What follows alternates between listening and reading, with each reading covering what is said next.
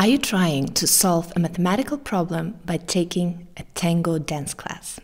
Hi, I'm Diana and this is Story Artist.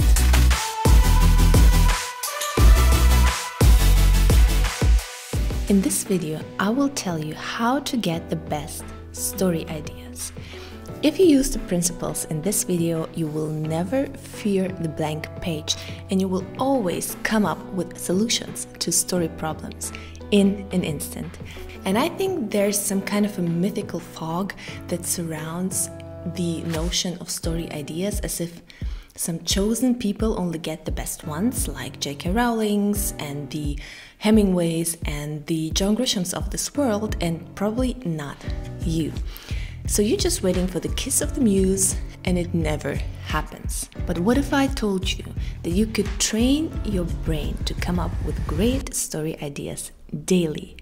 What if I told you that you would never have to fear the blank page again? So let's throw away the misconceptions, clear the fog, and here are 5 scientific hacks you can use to come up with great story ideas. Number 1, fill your mental inventory. Think of your brain as if it was a mental inventory that you can fill, and you can fill it with everything. Be somebody who's interested in all the things, from pottery classes to shark attacks to dinosaurs or aliens and future technology. Be interested in everything, because everything can fill your mental inventory, and the more you know, the more stories you know, the more information you have that is in your brain, and probably also on some piece of paper like an idea log or something, the more ideas you will generate. Errol Stein calls it the idea shop, which is a collection of all your experiences, memories, and knowledge. And James Patterson recommends having a vast universe of stimulation. So forget this notion of the crazy writer sitting at home in his cave and typing until his fingers bleed. No, actually, a great storyteller is someone who, yes, does the work, but also goes out into the world and explores. So here's your excuse to binge watch all your favorite TV shows and learn from them, to travel the world, to try exotic dishes and try out several things, go on adventures, because all of this will fill your mental inventory. Targeted research online or in books also falls into this category, and also observation. We have to set our minds to observe the people around us, because like the world, we're really sunken into our phones and we forget to see and to observe what people around us do. Errol Stein actually has had some great ideas for books when he observed people, for example, on the airport or in some cafes. So every time you get up in the morning and leave the house, prepare yourself. Have this mindset of filling your mental inventory with some new information. And number 2 is SYNTHESIA, which means actually there are no new ideas in the world, but new ideas come from a new combination of old ideas. And this is what SYNTHESIA is all about. A novel, innovative combination of old ideas. And here you can see why this mental inventory is so important, because you have all of these old ideas, all of this information, and now you can combine it into new original ideas. Designer Andrew Vuko argues originality comes from making connections, seeing patterns where others see chaos, taking old ideas and elevating them to new perspectives. For example, do you know how the movie Aliens was pitched? It was pitched as Jaws in space. Or the movie District 9, which combines the style of a documentary with something completely novel, is like an alien story. So he took 2 things, documentary style camera and an alien story, and combined them into something really original, and a really original alien movie. In order to practice SYNTHESIA, you can start taking some common storylines and trying to give them a very interesting twist. And normally when you come up with ideas, the first ideas are always boring and always typical. So try to get away from those ideas, or if you have them, try to give them some kind of a new twist. Think about what people wouldn't expect to be added to this mixture. Take something from your mental inventory and try to combine them into something people wouldn't expect. And number 3 is train your idea muscles. And you can train them in 3 different ways. The first way is writing in the morning. Why? Because it's scientifically proven that our subconscious is the most active in the morning. So what you can do is actually sit down every morning. The first thing you do, you sit down and you do free writing. You're not censoring yourself and you're just sitting down and writing. And I know that many people who practice the morning pages and free writing in the morning, they see the diamond emerging from these sessions. Of course, not everything you write is golden, especially in the beginning, but as you progress and as you allow your subconscious to emerge more and more, you will see great ideas emerging from this practice. And the second way you can train your idea muscles is with stress. So what you can do is add time pressure, some deadline, multiple projects that you have to finish. And this stress, the small doses of stress, can actually help you come up with new creative ideas. But be really careful about stress because, of course, stress is abundant in our time and you don't want to add too much stress because this way you will burn out. What you need is really targeted small doses of stress, like setting yourself a timer or giving yourself a deadline that you talk to about, I don't know, with your editor, or you give your like you say your beta readers, I will give you the manuscript by this and this deadline, and this way it will give you the push needed to come up with great ideas and finish your manuscript. And the third one is bad ideas. So studies at MIT have actually shown that the sheer volume of ideas produces inevitably good ideas along with the bad ones.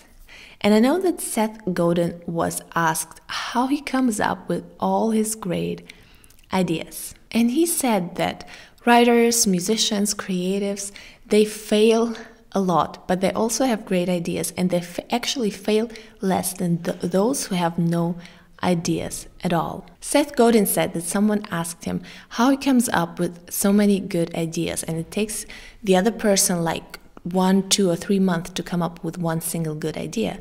And he asked him in return, so how many bad ideas does he have a month? And he said, none. So what you can do is actually sit down. I know that some people recommend to do this. Sit down and write like 10 or 20 bad ideas every morning. Allow yourself to have bad ideas. But you will see that if you practice that, from these bad ideas, one diamond will emerge. Don't be afraid of having bad ideas, because you see that the studies, it's scientifically proven that along with the bad ideas, good ideas will emerge as well. Hack number 4 is habits. So you can actually train your brain to be creative. It's true, by giving it a habit. Friedrich Schiller, a very famous German poet and playwright, claimed that the odor of rotting peaches gave him more inspiration. And this sounds really bizarre, but there's some truth to it, because there are triggers that can signalize to our brain that we need to be creative right now, like odors, beverages, places, music and sounds, and so on. We can train our brain with the habit of being creative and being inspired. How can you do this? By creating a habit. Find some trigger that you can use. It can be also several triggers. It has to be something special though, like with Schiller, he had the rotting peaches. Take something that you don't have in your everyday life. I know authors sometimes drink coffee from some special cup, for example, or they light a candle, or whatever. And take this trigger and use it as a trigger for your writing habit. And this way your brain will realize, okay, when this happens, I have to be creative. And once you establish that, it takes time, obviously, and you have to stick to it. But once the habit is inside your brain, it will trigger your creativity without you having to fight for it. And the last hack is distraction. Did you know that while Einstein worked in the patent office, he had the most successful years of his career? He published 3 papers that would change the course of histories for generations to come. Why did this happen? Because of distraction. Sometimes when we think so long and hard about problems, we're so fixated on them that we don't allow our subconscious to come up with new solutions and ideas. Because remember, we talked about the mental inventory. All of these things that you know are somewhere in there, but they have to come out, and you have to come up with connections people haven't seen before. And to do this, you need to get away from this problem for a while and distract yourself by doing some mundane everyday work. But of course, it requires thinking about a problem first. So what I do is when I have a problem in my story, or I can't come up with ideas for scenes, for short stories, and so on, I first think long and hard about them. I do some research, I fill my mental inventory, and when I still have no ideas, I get away from it and I try to distract myself. Why do you think the best ideas come in the shower?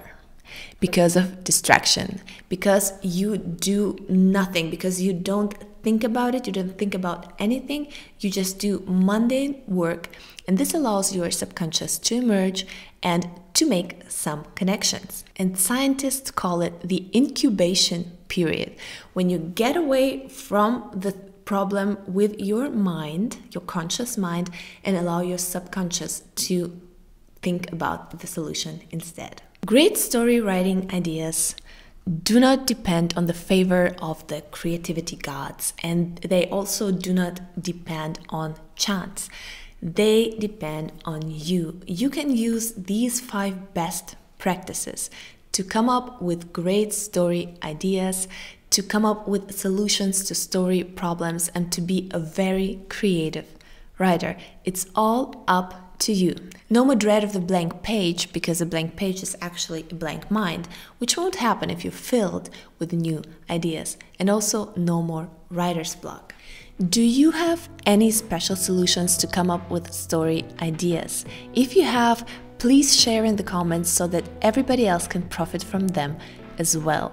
Don't forget to give this video a thumbs up if you liked it, and also don't forget to subscribe to my channel and go to storyartist.me, subscribe to my newsletter, because I have so many great goodies for you there.